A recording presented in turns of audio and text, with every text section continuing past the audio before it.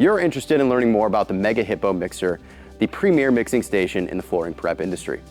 Since its release, there have actually been a few different variations of the Mega Hippo and a couple of different logos. Shout out to those swimming Hippo logo units out there. So we currently have a Gen 1 and a Gen 2 unit, and in this video, we'll be going through these two different Mega Hippos to discuss what the differences are, what the similarities are, and which makes the most sense for your situation.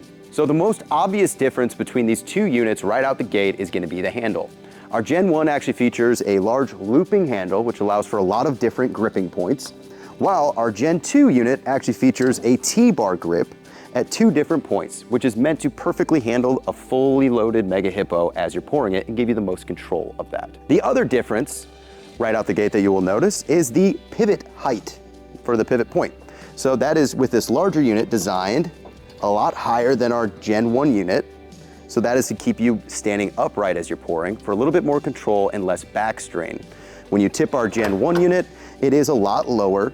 So you will notice you have to hunch down a lot more to get a good pour. And I'm already instinctively widening out that leg to make sure I'm not straining my back. So, could be a preference thing, could be a height thing depending between the two, but something to be aware of. While there are some variations out there, the Gen 1 can generally be found in a 15 amp motor, which is 2 speeds, with the Gen 2 coming in actually with a 20 amp motor and 3 different speeds. This does mean that depending on your location, you will need to have a 15 to 20 amp adapter for your Gen 2 units, and you will not be needing that on your Gen 1s. Both of these motors are German built, and the only electronics in it are actually in the power reset or RCD modules. This is to help limit any potential failures within them and make repairing them much simpler. Next up, looking at the weight of the 2 units, just to be known, the Gen 2 unit does come in a bit heavier with that larger motor, so something to be aware of. The next major difference we're going to be looking at is the cost. So when you look at the cost between these 2 units, the Gen 1 primarily starts around $3,400. That really depends on your configuration and your location, as well as a couple of other factors. Whereas the Gen 2 is going to start up around $4,400. You're getting a bigger motor, you're getting a little bit beefier of package, and the more updated product. Now that we've covered most of the differences between these 2 units, let's go over some of the similarities.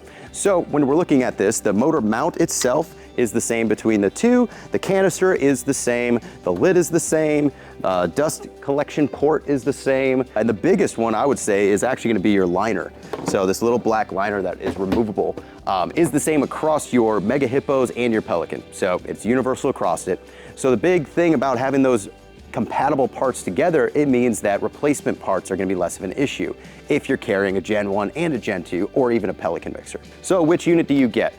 Well, both of these machines can cover nearly the exact same variety of types of material and quantity. With the Gen 2 motor being larger, it will handle those thicker materials better, as well as handle a little bit larger aggregate.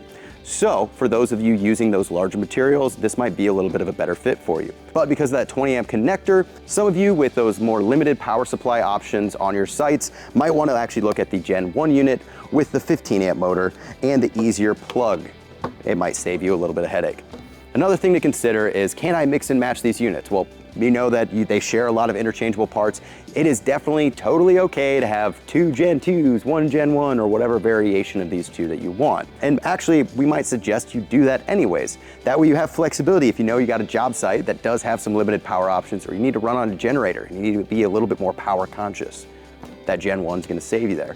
But the Gen 2 is really going to help if you have more of a decorative option where you need to do a lot of aggregate work. So having the 2, they both have their different purposes that really can shine in certain situations. So hopefully you found this video helpful, and you should check out more in-depth videos about the Mega Hippo on our resource pages at portamix.com/resources, or you can actually check out the return on investment you could get with either of these units by going to portamix.com/calculator and literally plug in your exact numbers to get it. How many months it'll take to pay it off, or how much money you might save in a year with one of these units based on whatever average you're currently mixing. Please like and subscribe on YouTube for more flooring content, and until next time, keep mixing with the best.